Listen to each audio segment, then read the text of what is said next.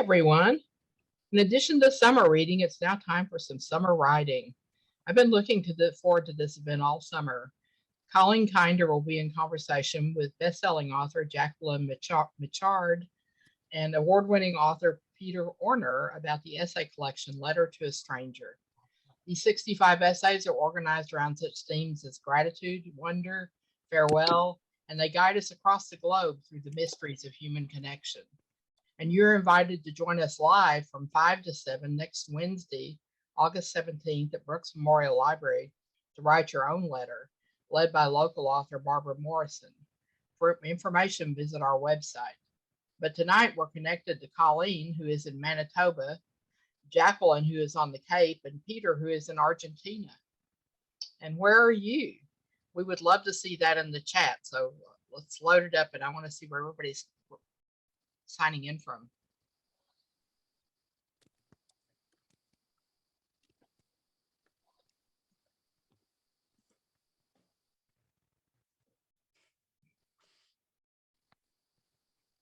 Yeah, me too, Colleen. I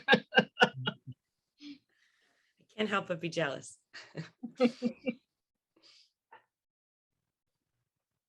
Is everybody seeing the chat button out there? Can you?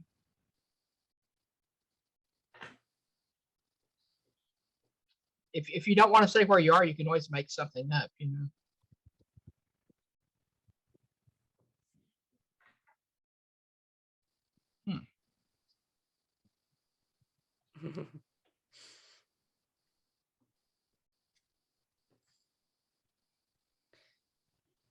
Be careful, Jackie. I might take you up on that. No, I would be so happy to see you. Kids and all, I wouldn't even notice. You could, have a room and you're with your babies. And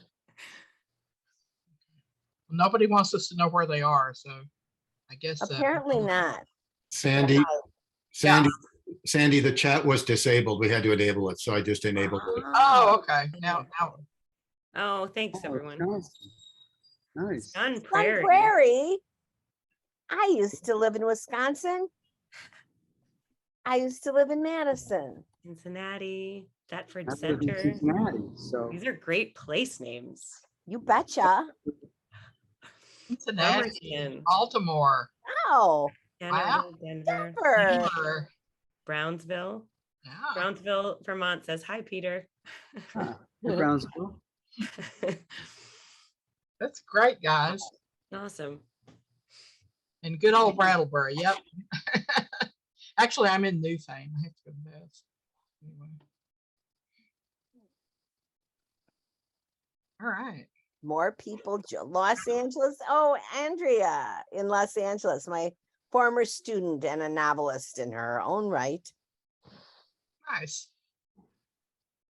Okay.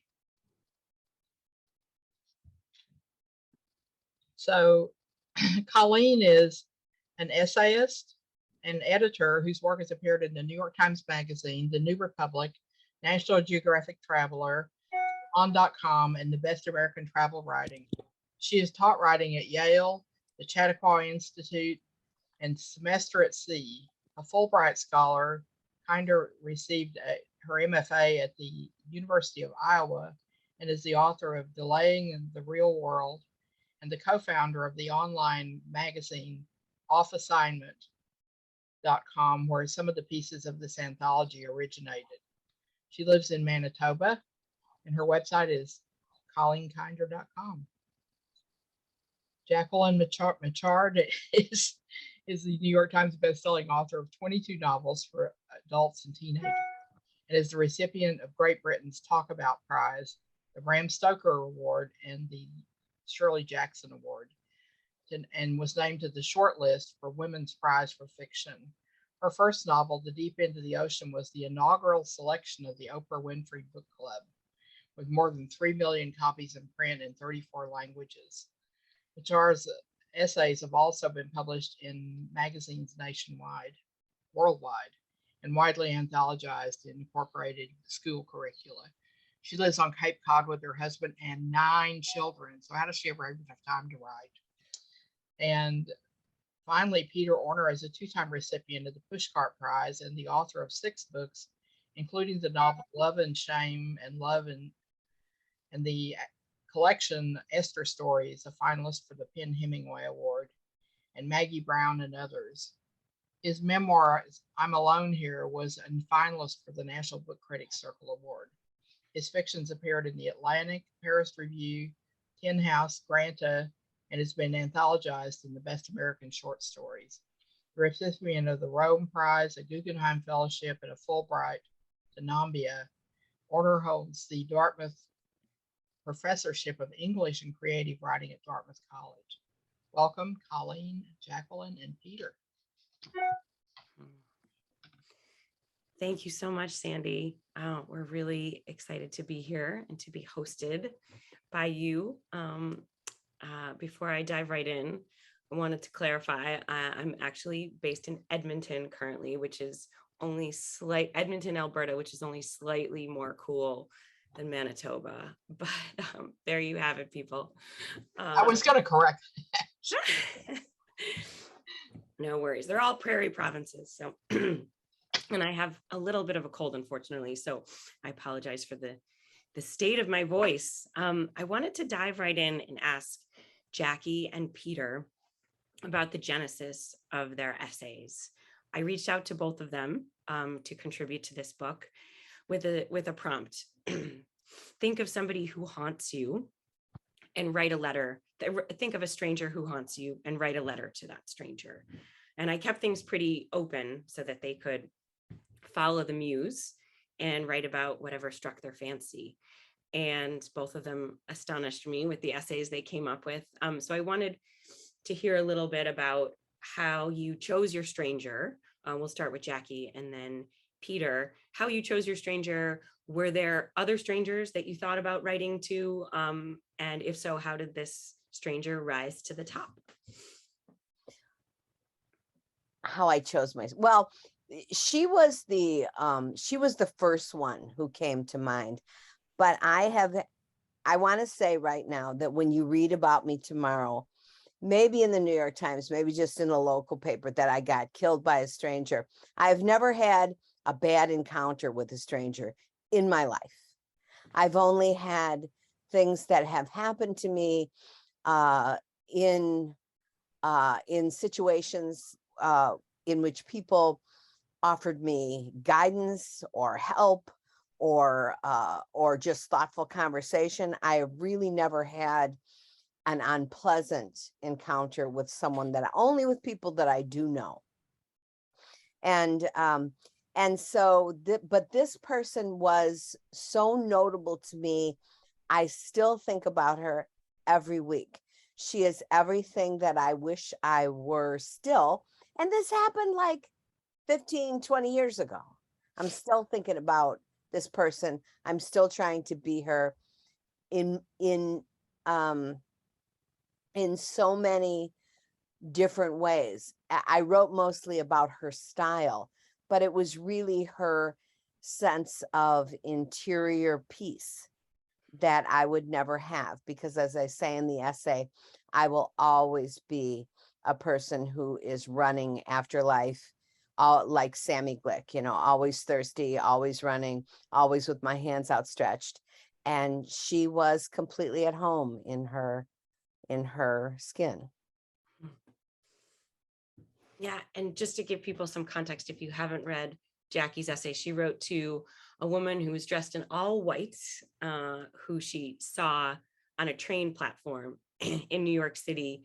And this woman had her kids in tow and looked like she was about to go off on a peaceful weekend at the beach. And Jackie's always sort of measured herself against the stranger. But it's so interesting that you say that you've never had a bad encounter with strangers, because I think of your essays, Peter and Jackie, your essays as examples in the book of essays that aren't kind of romanticized portraits of strangers. They aren't kind of the classic essays that you would expect in a book like this. Oh, this person, saved me when I was overwhelmed in Buenos Aires. They're about people who kind of, in very different ways, kind of got under your skin and like nagged at your psyche in ways that you wanted to explore in these essays. Yeah, and Peter, do you want to talk about how you chose your stranger? Sure. Yeah. And it's a little noisy. I'm on the porch here, but so there were some dogs fighting a minute ago, but so just let me know if it's too noisy, you can't hear me. But it's so good to be here. Great to be here with all of you. You know, my whole, and I'm sure Jackie can relate to this. I know you too, Colleen.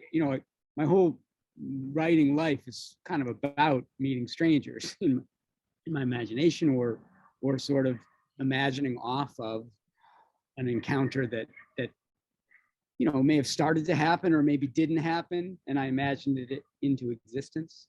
And so this idea to write directly towards that was fascinating to me, and I think I had more ideas than I knew what to do with, and that was sort of paralyzing in terms of how to actually write directly to that person. So I had a hard time with it, and I don't know. There was something about what you said, just Colleen, now that we didn't sort of write to romanticize. I sort of went with that notion is that I wanted to write about something that wasn't life changing, with the notion that maybe who's so sure about that, right? Who's so sure about the insignificant things that happen to us that might actually, cause, I don't know, some cosmic difference. And I'm not like that really, but I do believe that kind of the things we forget, and I think that's what my essay was about. It's about something that was very forgettable. I think we should be careful about what we think is forgettable. And I was talking to myself in that regard. And so I encountered someone on a beach in New Hampshire where I'd gone to be alone, and this person interrupted me, and I was not very nice back. And in hindsight, I'm thinking that someone reached out to me and I failed them because I didn't want to engage. I think it was two lonely people, one person who didn't want to be lonely and one person, myself, who wanted to be. And maybe I should have been a little more generous. Yeah, So. Fascinating. Yeah, I mean, I'm just thinking about that these moments that should be forgettable, but obviously yours was not. It really rattled around inside of your mind and invited you back to it. And one of the things I love about your essays, you can see the writer working through that mystery over the course of the anecdote. Like it's not just the story of the encounter. We see like the mind on the page, and we see you trying to figure out the significance of it. And I just wanted to read a quote from the essay that relates to what you just said. What if our lives ultimately are made up of what we forget? That this limitless string of occurrences that were practically over the moment they happen, that's existence. And the whole time I've been missing it. I mean, it's a really big question. Have you been, since writing this essay, have you been kind of traveling that thought or that question further? Has it changed in your mind or evolved? Yeah, I mean, even tonight, thinking back on it, I'm starting to have ideas about it. So, So yeah, I mean, he's somebody I've forgotten since, and then I reread an essay. So I write that guy on the beach. So it's like I keep forgetting this guy. He can't catch a break. This my stranger. So. And Jackie, why do you think your stranger is someone you think of every week? Because the story isn't really about her, of course. No story is really about what is about the subject of the story. It's about you. It's about the writer. And it has often occurred to me that if I had a normal ego that could be satisfied by normal things, I certainly wouldn't be a writer, because I wouldn't want to push myself out over the abyss and then fall into it over and over and then have to, claw my way out of it. But she was, I wanted to trade my life for hers. I imagined her life as it always being just before sunset and graceful. And in the essay, I'm saying to myself, I told my best friend about her, about the woman on the platform. And she said, maybe she has receding gums. Maybe she's an alcoholic. You know, maybe she wakes up at night crying and she doesn't know why. And of course, I was insulted on her behalf because it was her obligation to remain perfect for me. And this, for my benefit, I want to say just this is the tiniest thing. In a fictional setting, I mean, I'm writing about a woman now, fictionally, much younger woman than I am, who is an underwater photographer. And she, at one point, is writing in the story about thinking that she's taking a picture of a rock, and it's actually a gigantic turtle, the biggest turtle that she's ever seen, that comes up face to face with her. And she's thinking about, am I really the witness, or is the turtle the witness? You know, the turtle is looking at me, and is the turtle really, I mean, I've seen 100 of you, you know, another one comes along every year, right? So. Jackie, I love that. Go ahead, Peter. No, go ahead, Colleen. Well, I was just going to say, I love that moment in your essay where you bring in the friend and she kind of attacks the stranger who you've romanticized in your mind, and you get defensive of her. And it really, I think that's what makes the essay surprising to me, is ultimately, like, it doesn't take the turn of you being like, oh, it's not worth romanticizing this person in my mind. You actually, in just a startling way, cling to the purpose of this other person who you hold on a pedestal. Like, it's almost like your psyche needs her where she is. Right. I was going to say something similar, in the sense that you kind of want to freeze that. I mean, you know, we would normally then go into how she's an alcoholic or is a fiction, right? We would then give her the gums that you know, that your friend said, which is a really funny line.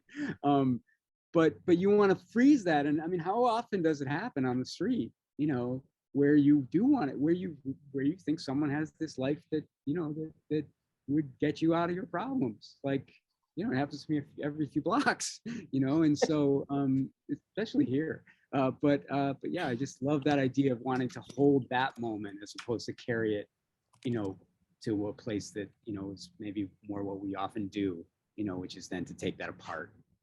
If I normalize my icons, they can't be my icons anymore. And if I let her be what she certainly was, you know, a normal woman that had really good upper arm definition. If I let her be that, then then in some ways I have to give her up, because she's not that person anymore. She's not my witness to my failures, right? I mean, I love that she's not Jackie Kennedy or Nelson Mandela, but somebody just, you didn't even know her name. That's just so beautiful. If you're going to wear white to get on a train, you know, a long white tunic, and, you know, Colleen knows what I'm talking about. I do. There's something about the choice to wear. Yep. You know, that was absolutely bold. And she had like one of those bracelets around the top of her arm, you know, holy cow. I mean, see, I'm still thinking about this. And anyway. Yeah, no, I do think that you put your finger on something. There is something very telling about the choice to buy something that's all white, and then choose to wear it casually on a like an ordinary day that signals wealth and confidence and a certain level of ease in the world. Like, there are replacements for that white outfit somewhere. And I had my children with me too. She had 2 little boys with her. They were fabulous. They looked like kind of British. And my kids were standing there, and I thought, okay, there are the children of the postal class, which is my class, you know, children who are kind of like mice. There are a lot of them, and they're very fast moving. And then there are her children, you know, who are born to be the something at some, you know, some kind of ruling class. Yeah. So Boy, I'm really ripping my id open here. I should. I I didn't love even. I kept thinking. I have forgotten to think about the fact that there are like 30 people listening. Well, I wanted to ask you guys about writing constraints. I put 3 pretty intense constraints on you. You had to write to somebody you hardly knew. You had to write it in letter form. And it also, the piece had to be fairly short. I think I asked you to keep the piece between like 800 to 1200 or 1400 words, which is quite short for an essay. I'm curious, when you think back about your writing process, which of those constraints was maybe the most guiding or impactful for you, or the most difficult, like a constraint that actually felt like a constraint that you were straitjacketed inside of?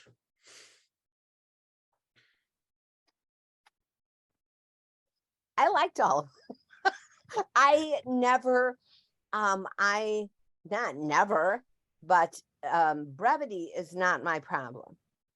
Though my novels are long. I mean, they're like 3 or 4, they're like 400 pages. In a general way, when I'm working on an essay, sometimes I have to stop myself from sort of cutting to the chase. So I didn't feel constrained. I felt inspired by all of them, particularly the letter form. And I think, Colleen, that even if only your ma, I'm from Chicago, and only your mother and your relatives buy one of these books, you should put one out like every 2 years. And because think of the number of fabulous writers you could get to all do this, because this assignment was so canny. It ignited my imagination. That's awesome to hear. Well, I would love to do precisely that. I mean, we still publish Letter to a Stranger essays about every 2 weeks on off assignment. And since this book has come out, honestly, I would say like 60% of those I feel like should be in a book, because they've been so potent, and they always surprise me. There was a letter to a stranger that was written to a woman in South Africa who was killed in a shark attack. And when I started reading it, I was like, really? Is this going to work? And it was so sincere and surprising. And this form continues to feel so specific, but also so, and tight, but also so capacious. Like it can hold multitudes and continue to surprise us all. I just Peter, read that how about you? essay. That was absolutely fit. We specialize in shark attacks here on Cape Cod. We just think that, it's a wasted summer if somebody doesn't, I'm making that up. Sorry. Peter, how about you? The constraints. Constraint. Yeah, I can tell you, I mean, the constraint to write to somebody, the constraint to do anything that I'm told to do when it comes to this, the one thing that I know how to do or try and do is it always falls apart in my, the idea of doing something as an assignment. I'm a failed journalist so many times. I always get an assignment. I'm like, oh, I can do that. There's a direction. I write a book review and I'm a disaster for weeks. I can't do stuff as a prompt. I don't give prompts as a professor. I just don't do it. I think if you don't have any ideas, then that's your problem. So don't ask me for them. So that was my constraint. But it's such a wonderful constraint that even I was like, okay, I can try that. I can try that. So well, I'm so I am glad naturally compliant and obedient. I mean, he's obviously. I'm generally, but not when it comes to this. Well, one of my surprises in working on this project was how many high-level professional writers actually do seem to appreciate being straitjacketed creatively. It seems like they're like, yes, give me something finite, tell me what to do. I'm in a book club with the writer Melissa Febos, and she shared that she really loves, she's like a total sucker for constraints. And it resonated with my experience in conversing with so many writers about this constraint. But Peter, I do remember, I wish I had our initial email thread, but I remember some level of hesitation from you. I think you might have said, I never do anything like this, but maybe I'll give it a try or something like that. Yeah, And mine was the because I'm first no one. good at it. Not that I was, I was flattered to be asked. I just thought I couldn't actually do it. Yeah. Right. And Jackie, I you were astonished. ready to go. Yeah, I had the first one in, bloop, because I immediately, it's just so comforting when you write novels. You say, okay, I'm going to write a novel about this, that. And then everything, including like why you brush one side of your mouth before the other side, has to be part of your psychological backstory in a novel. And everything is knit together. It's like trying to sew up a sort of like flubber or Play-Doh or something like that, where you're trying to get it to just hold still enough that you can knit it into the next thing. Having something that is very finite and cut and dried was a great comfort to me. It is a great comfort to me. Yeah. I've heard other writers in the book say that there was something really liberating about being able to devote, like taking a character who would be considered marginal and who wouldn't have an obvious space in the rest of their life's work, to take one of those people and like pull them into center and just focus on them for one work, and just honor their impact, even though they seem so on the margins. That was definitely my experience. That was, it would not have existed. My thoughts on this wouldn't have existed had you not asked. Can I ask you a question, Colleen? And that's just, where did the initial idea come from to ask people to write letters to people they don't know? Sure. Yeah, this was all born in the classroom. I was teaching a travel writing course at Yale, and I hosted the travel writer Pico Iyer in my seminar. And I had lots of questions to ask him about the essays of his that I had assigned to my students. And he didn't really give me a chance to ask any of those questions. He just took over and started telling the behind the scenes versions of his pieces that we'd read. And specifically, he talked at length about an Icelandic stranger who he met while he was reporting on Reykjavik for Time magazine. And the way he talked about the stranger was so interesting and evocative to me. It really triggered something in me because he had not written about her. Like, she didn't appear in the Time magazine piece that we had all read. And yet 20 years plus later, she was the one he was still thinking about and choosing to grant space to in this conversation. And I think if like it struck a chord in me because I was doing a fair amount of travel writing at the time and often feeling very dissatisfied, feeling like, in order to comply with the terms of the Wall Street Journal travel section or the New York Times travel section, I really had to tell a version of the story that was less than interesting to me. And I felt like I was leaving out all like where all the oomph was. And I felt like Pico was telling the story that located the oomph. And I was like, oh, so other writers experience this. And in the next seminar, one of my students walked in and said, oh, that was a great talk with Pico. That Icelandic woman, she was so fascinating. And I almost needed somebody else to affirm that it was the stranger story that was the most interesting element of his talk. So I started going to fellow writers and asking them, when they come home from an assignment, do they often feel like they don't have room in the assignment for the most compelling, like, do they often feel like they're leaving out the most interesting thing? And across the board, everyone was saying yes. And not just saying yes, but being willing to work on a new magazine with me, and say, like, let's start something of our own.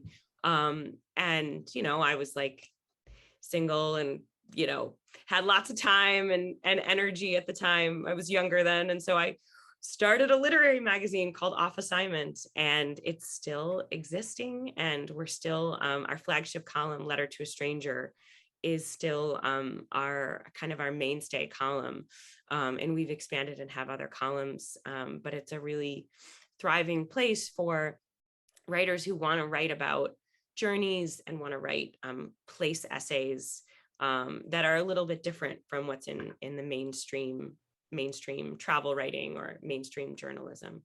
So that's the genesis. And at a certain point, we had so many great Letter to a Stranger essays, and I'd heard so many people say this really would work well as a book, that I put together a book proposal, and got lucky that Algonquin Books believed in it. That's awesome to hear the backstory, just of the fact that just somebody stuck in your head, somebody else, just resurrecting that Icelandic woman. She kind of gave birth to all these stories in a way. And it reminds me just real quick of a story, my good friend and mentor and the late Andre Dubus, whose birthday was, I think, yesterday. He would have been in his 80s now. He once told me a story. A magazine, some national magazine, said, "Hey, you're in a wheelchair. Christopher Reeve's in a wheelchair. Why don't you go interview him for us?" And so he tried. He tried, and he told me he ended up writing a story about the girl at the convenience store on the way to Reeves's house. Like that's all he could manage. And it's akin to that idea. Yeah. The digressive impulse. I can tell you feel it strongly yourself as a writer. My only creative writing teacher, Peter, was best friends with him. They were in the Marines together, and he's primarily a professor. I know he's still alive, but he hasn't written too many things beyond short stories, but those he has written are amazing. But he calls Andre Dubus' Fils Little Andre. Andre Little. That's what he calls him. Wonderful guy also. I'd love to know who that is, Jackie. So. The Murphy stories were the name of, you know who that is? Yes. At University of Illinois. University of Illinois, right. Yes. That the only creative writing class I ever took in my life, the freshman elective at the University. I think you'd only need one. Mark Costello. You only need Mark Costello. Yeah. One time, I think he is still around. Yeah, I did they did an event. We're digressing about Mark Costello. See? I'm sorry, but really, everybody should read the Murphy stories. Murphy stories are amazing. Yeah. He is still around. He's a professor emeritus now, and they had an event called Writers Come Home, and I went and spoke there, and what an amazing guy! What a rake-hell in the tradition of Andre Dubus pair Mark was, until he couldn't rake any more hell. Right. It just kind of fits in with the theme of the night, right? Just this idea of, somebody from the corner somewhere who's not often talked about, it, certainly not enough, Mark Costello. I think that's great. Andre introduced me to him, and also just as a circling thing. Of all the guys and all the gin joints in the world, I met, I'm talking to a guy who knows a guy, right? My good friend Rob Preskel, who I want to point a shout out to, he's in an ICU unit at UCSF Hospital as we speak. His favorite professor at U of I was hands down Costello, and he still to this very day, and when he comes out of the ICU, I'm going to send him this, and he's going to love hearing about this, and that I'll shut up about that. So, but we talk, when writers talk about writers, he always comes up. Go off. Yep. Well, speaking of other writers, to yank you guys back, were there writers that you discovered through this anthology, or were there pieces in this book that especially impacted you or resonated with you? Yes. there were lots of writers that I discovered, but Pico Iyer was one of the ones that I loved most about the rickshaw driver, and also Sarah Perry, whose writing I do know, of course, but To the Woman Who Walked Beside Me in Yonkers. Yeah. But I I loved every one of these. Every time this was talk about the lady on the platform. This was an exercise for me, because I'm not even a guy, a male writer who has enough self-confidence to whatever. Every one of these I would read, I would think, you know what you need to do when you're finished with reading this is quit writing, because they were just so accomplished. See, this is you doing the thing of putting other people on the platform, up on a pedestal, on a pedestal. Yeah, Sarah Perry's essay, it's funny, that essay comes up a lot. And to those who haven't read it, she writes to a stranger who came to her aid on the streets on a dark night in New York City when a car was following her in a really menacing, threatening way. And I'm really proud of that essay, and like as an editor, because behind the scenes, it was an example of knowing the writer well. I met Sarah at an artist residency years ago, and she is the author of a beautiful memoir called After the Eclipse, about her mother's murder when she was a little girl. And I knew Sarah very well enough to know that this book was a huge part of her life, and the story of her mother's murder loomed really large. And she was really thoughtful about, okay, well, what comes after writing about my mother's death? Like, who am I as a writer beyond this one incident and this one beautiful book? And in her initial version of the essay, she didn't mention that her mother had been murdered. She mentioned her mother's death. And I circled back and I said, I really do think it is pertinent for the readers to know that you are the daughter of somebody who was murdered, and murdered violently, like by a man, because that, of course, is at play in your fear on the street in Yonkers. And we had back and forth about that. And I'm so glad she every time I read that essay, I'm so glad that I pushed her to do that. And I wasn't sure about that, but I think it was the right choice for that piece. And it's just an extraordinary essay. Peter, how about you?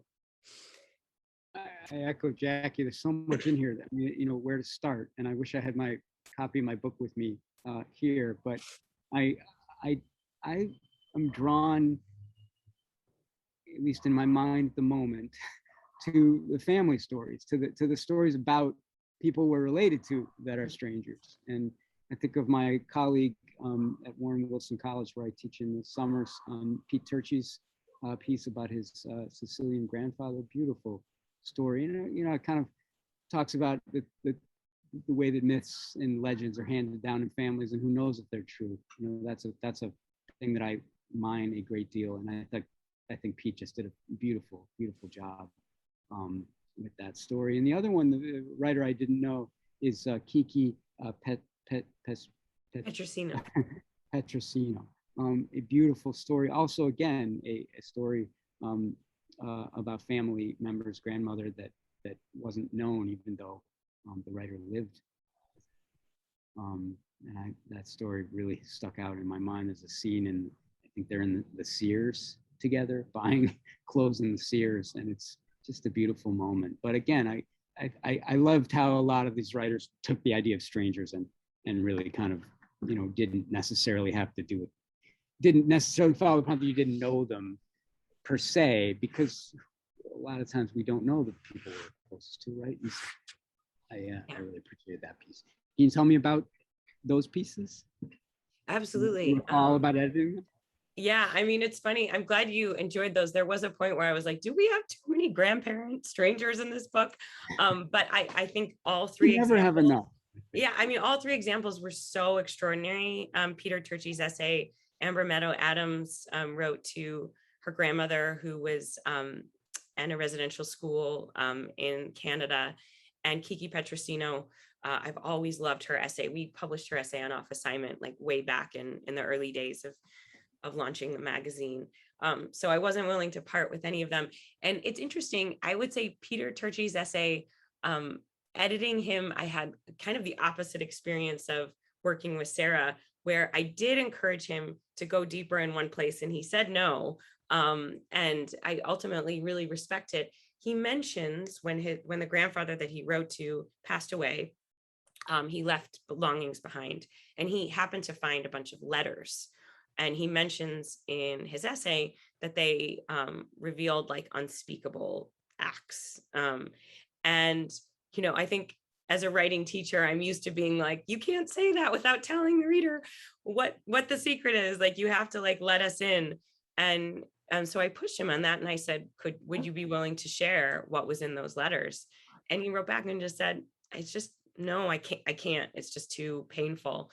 And I respected it, and didn't push harder because I don't think the essay needs us to go there. I think what that essay ultimately about, to me at least, I mean, everyone has their own interpretation, but to me, that essay is about ultimately just that way in which when we lose relatives, when we lose ancestors and those in our family who are older than us, we lose stories and we end up wondering, what more did you have to tell me? And that's ultimately what note that essay lands on. And I remember working with him a lot on where the essay lands. And when he came up with moving that line down to the bottom of, you know, we wondered what more, if we asked, what more would you have had to say, or something like that. I'm butchering it, but something to that effect.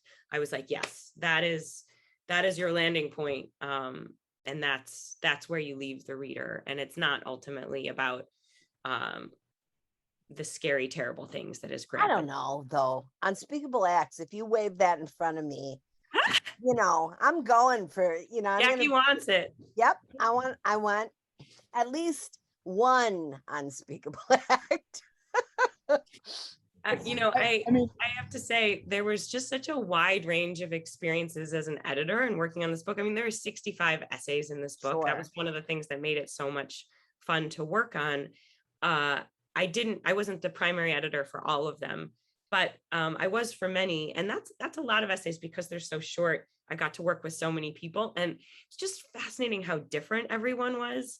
Some people, you know, like Peter, you were willing to like roll with me when I would just like toss out, you know, be like, oh, you know, maybe the sentence should be entirely different. And, you know, you were very generous in accepting my edits. You know, I teased Pam Houston. I teased Pam Houston in a recent event for like rejecting pretty much every single one of my edits. I mean, she was ruthless in just being like, no. I want the Icelandic horse here. I want his full Icelandic name. I won't translate this for the reader. And ultimately, again, going back to the landing point and the power of a good conclusion, I did feel like I was right in some places, but I ultimately said to myself, okay, if where Pam delivers the reader is so powerful, that I'm going to let her, you know, determine the journey and roll with her resistance. But it was really fun to do an event with her and just to talk about, she was like, I promise I'm usually a more cooperative writer, but I just felt really strongly about my version of this essay. So, and I also wanted to, why don't we open up to audience questions? Let's see. And Sandy, feel free to chime in if you've seen any questions in the chat that you want us to, or actually I should be going to the Q&A, shouldn't I? Answer, dismissed, open. Okay, I don't see questions in the Q&A. If anyone has a question, feel free to drop it in there. Do we see anything in the chat? Yeah, great feedback, Linda. Loved the line about the duck from Peter Orner's essay. I just read it again today, and I was appreciating the duck, and also appreciating that. I think the first line of your essay, Peter, is it was something about it was August. It was a hot day in August or something like that. It was evening in August. So I thought it was neat to be talking about it on it's August evening for you in Argentina. August in winter. I just put my coat on. August in winter. Getting cold down here.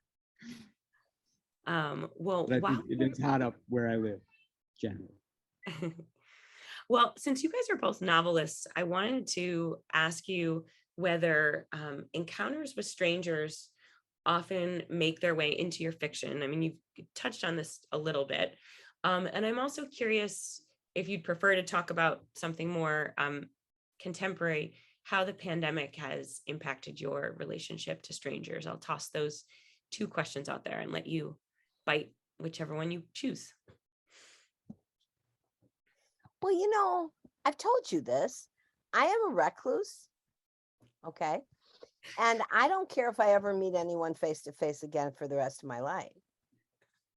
I have learned that the Zoomiverse is fun, and you know, you can stack your like your computer up high enough that you don't have a double chin and stuff like that. And so you can kind of curate your encounters with people in a way that you can't when you're just standing around there at Yale, you know, in front of people. And not, I have, leaving out the pandemic part of the pandemic. Okay. Yeah. If people had just said, why don't you stay home for 2 years and work on some books and not see anybody, I am down for that. And so that part of it I have completely enjoyed, because even though I have had generally only positive encounters with strangers, I not a fan of people. It's so funny to hear you say this, Jackie, because I mean, part of the reason I reached out to you is because of a live reading you did where you read an essay out loud and you had people like pissing their pants laughing. Like you are such a good performer of your own work. And so I feel like you are someone I consider like as not a reclusive writer, as actually somebody who knows how to animate their own sentences in person. That's my other personality that I only take out when I need to be like a showbiz person, because my ordinary personality would be sort of in a room with the shade partly pulled up and like a Hitchcock thing. But not sinister. I'm not a sinister person, and I'm not, but you know, I have 9 children, Colleen, some grown up and some still living at home. And so I don't thirst for companionship as much, perhaps, as the traditional cloistered writer. Sure. Yeah. Peter, how about you? Just trying to get my brain around 9 kids. I know. Wild. They weren't all little at the same time. Right. Gotcha. But still, it's just a lot of I can totally understand what you're saying. I wouldn't need to meet another person ever. I guess I share some similarities in the sense that I like to be alone, but I need to be alone. But I like to be alone among crowds and people, and I don't live in a city at the moment. I live in a town of 3,000 people. It's starting to drive me crazy because there's not enough people for me to not know. And that's an issue for me, actually. Be quiet. But hang on. He's fine. Is somebody with him, right? You know. Well, no, he's on the fire escape. He's out. Yeah. He's dangling. It's fine. Be careful. But the pandemic, not to get all, had I been asked to write this essay later on, if something happened with a stranger that during the pandemic, there's a coffee shop that stayed open in White River Junction. We're broadcasting from Vermont, so not far from from Brattleboro. Anyway, this guy would go in and serve coffee to the few people who were still out and about, myself being one, because I work in an old hotel in White River, and I can be by myself, so I could be out, even though the governor at that point had said, like, we couldn't really travel and stuff. I mean, it was that moment in time, that really bad time of the pandemic where, you couldn't really move around. But he would come in and serve us coffee, and anyway, he had a very difficult life and a sad ending. And I think about him a lot, and he's somebody who I just would speak to in the morning. And I once asked him, why do you do this? Why do you come in? Because I'd given him a tip, and he said, don't give me a tip. Don't give me a tip. He said, I'm getting paid by like the government. Like he's getting that check. He didn't want like $2 that I was trying to give him. And I just remembered that. I don't know. It's another one of these essays that's forming in my head. Yeah. But I think the pandemic allowed us to have, I think sometimes more meaningful encounters with strangers, and that's an instance of that. It was more meaningful than it might have been had it not been under those incredibly hard circumstances. Yeah. Yeah. And had you probably like not been starved for stranger encounters, Right. I think when you've been in that particular, like, moratorium on talking to people you don't know, when your circle has shrunk that much, when you do have one of those encounters, it feels like kind of explosive. I always think about this silent meditation retreat I did over New Year's a few years ago. And that moment when the leaders of the meditation retreat told us we could turn around and actually speak to the people we'd been meditating alongside for like 5 days. And like, I just remember like my heart was racing, I could feel my skin get hot. It was so overwhelming to just turn around after being so silent and engage with those people. It was just almost too charged. And I think some of our early encounters with strangers, once the pandemic restrictions were lifted, felt like a version of that. But this is refreshing to talk about too, because I feel it's hard to talk about the good things that came with It is. a mortal pandemic, and I relate to you, Jackie, in that there were all sorts of ways in which I felt relieved. Like, to me, the pandemic meant fewer choices, and I never realized how much I didn't want choices in I feel overwhelmed by lots of choices socially. And there was something really comforting about every week just not having to make choices and just having the same rhythm every day. But I only really talk about that with people I know intimately and trust, because I'm worried about, articulating that there was this great silver lining in something that took the lives of parents and grandparents and friends. Absolutely. Yeah. And I feel sort of facile in a sense, and silly saying stuff like that because of the circumstances that surround it. And so I always say that the pandemic aside, I feel this way, but I want as few choices like you. And that's why I buy stuff on eBay, is because I don't ever want to choose between the colors. I don't ever want to go in a store and say like, okay, that shirt comes in 15 different colors. I Wait, want how does that only. eBay solve that? How does eBay solve that problem? Because there's only one thing. I mean, there's like, if you want that black shirt, buy that black shirt. And it's not, it's a lot cheaper too, but also it's just, shopping, the idea of shopping, or the idea of, comparing almost equal things is just deeply upsetting to me. And I don't want to have choices. And I don't know what that springs from. Some kind of well of psychological something. I don't know. Decision fatigue. It's real. So someone is asking, how did you decide who to invite? Well, I reached out to a lot of writers I deeply admired, and writers who, like the present company, very accomplished writers who, readers recognize their names and would be curious to know, okay, well, what would this novelist whose book I read, what would they do with the letter to a stranger prompt? Who haunts them? And, so we got some wonderful novelists like Lauren Groff and Maggie Shipstead, and just phenomenal writers from all genres. But I also, one of the things I'm really proud of in this book is there are a lot of up and coming writers in the collection, and a lot of them are writers who I met at artist residencies when I was in my late 20s, early 30s. I was basically like living at artist residencies for a couple years. I didn't have a proper home, and did a combination of living abroad and then, staying at McDowell for 2 months, and at UCross in Wyoming.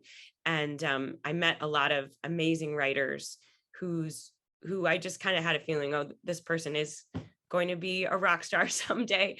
I love their work, and I'm going to reach out to them and see if they have a letter to a stranger in them. And so many of those people graciously said yes, and filled the book with such a wide range of stories. So a combination of heroes and peers who have already started to take the literary world by storm. Rachel Yoder's a great example. Her book Night Bitch hadn't come out when I contacted her. I loved her podcast about failure. I thought she was a wonderful kind of curator of conversation on the topic of failure and how many of us have experiences of failure that precede success.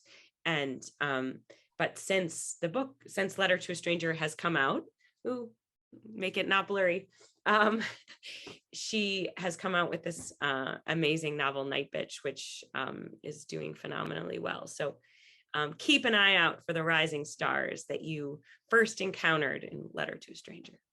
You have two Colleen, Q&A. there's a few more questions in the Q&A. I don't know if you saw those. Sure, great. No, I didn't. Thank you. So Jackie and Peter, would you have any interest in using your strangers in a future story? Take it, Peter. I'm not sure I have a very interesting answer. I don't think so.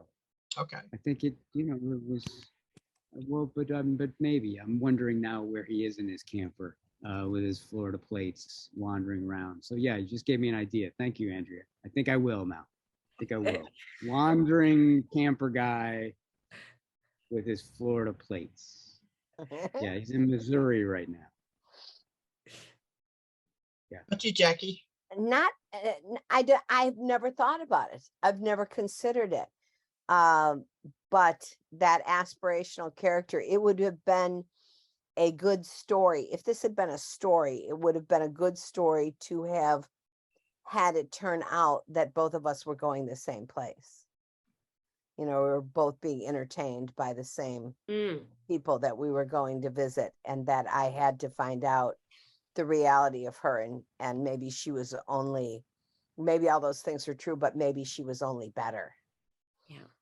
And then this will be the last question, which is, as Tom Bedell says, the usual question: what are your writing schedules like? Or do you have a writing schedule? As you guys think about that, Jackie, I just want to say in response to that, but that's why your story needed to be in a nonfiction collection, because it's the open-endedness of this woman that made her worth writing about. That's right. What, not knowing what her reality is what enables her to haunt you. Right. My writing schedule is pretty chaotic, in the sense that I do it intensely, but not every day. When I write, when I'm working on something that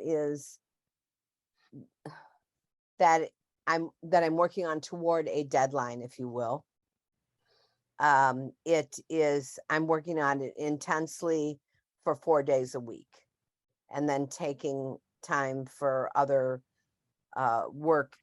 kinds of work in my life during that. But after, the best advice that I can give to a writer is don't try to do it for too long at a stretch, because for me, after 3 or 4 hours, I start to make mistakes, and they're not good. They're bad mistakes that I have to go back and mop up later. So when I hear people say that they started in the morning and they wrote until, they started at 7 and they wrote until 1 in the morning, I think, good, there's someone I won't have to compete with because you're going to screw this up. Anyway. Peter, do you have a schedule? I have a schedule. I'm trying to think. I've had a lot of time to think about this question. I still don't know if I have an answer. I'm very But I guess erratic. the answer is no. Yeah, I guess. Right when you can. No, I do a lot of work walking around. I'm not a very sedentary person. Although I can, when I need to, I sit, but usually I'm carrying a notebook around and working that way. And all that thinking is writing. I think of all that thinking, all that figuring out, that I'm doing when I'm walking around or when I'm whatever I'm doing, is a part of writing. Well, thank you guys so much. Let's put that I'm gonna put that tattooed on my head because so you feel so guilty, right? Oh, but if you think of it that absolutely. way, it's such a wonderful way of putting it. So thank you, Jackie, for that. Sorry. Oh no, I was just to say Sorry, thank you Sandy. so much, and I have some pretty big news here, so I'm going to run through this really quickly. So next month, on September 9th, we have Maud Newton and Rebecca Donner with Maud's book Ancestor Trouble, which is one writer's attempt to take genealogy, which was a once niche hobby that's grown into $1 million industry, to expose secrets and contradictions of our own ancestors. And then October, we have more than 60 writers live at the 21st annual Brattleboro Literary Festival with its very own special virtual event. Thursday, October 13th at 7 p.m., we will be joining Simon & Schuster's Author Fest to present John Irving and Jason Reynolds in conversation. So many of you saw John Irving back in 2005 when he was at the festival, and he's now a Canadian, like Colleen. Everybody's moving. All the smart people are. I didn't say that. Never mind. So registration for both events is forthcoming, and donate or volunteer for the festival. Visit our website. And finally, our thoughts are with Salman Rushdie after the senseless attack on him while he was speaking today. We understand that as of right now, I just looked, that he's still in surgery, and we wish him the very best. It was a fairly serious injury, apparently. All right. Thank you so much, Sandy. And Yeah. thank you, Peter and Jackie. Looking forward to seeing more of your work, Peter, your forthcoming collection. And thank you guys. Thank you to everyone who joined us. Yeah, keep reading and writing and enjoy the rest of the To summer. everyone. Okay. All righty. Good night, everybody. Thanks so much, Colleen. Thank you, Sandy, Jerry. Thanks, Good seeing you, guys. Jackie. Take care. Bye-bye. Bye. Bye-bye.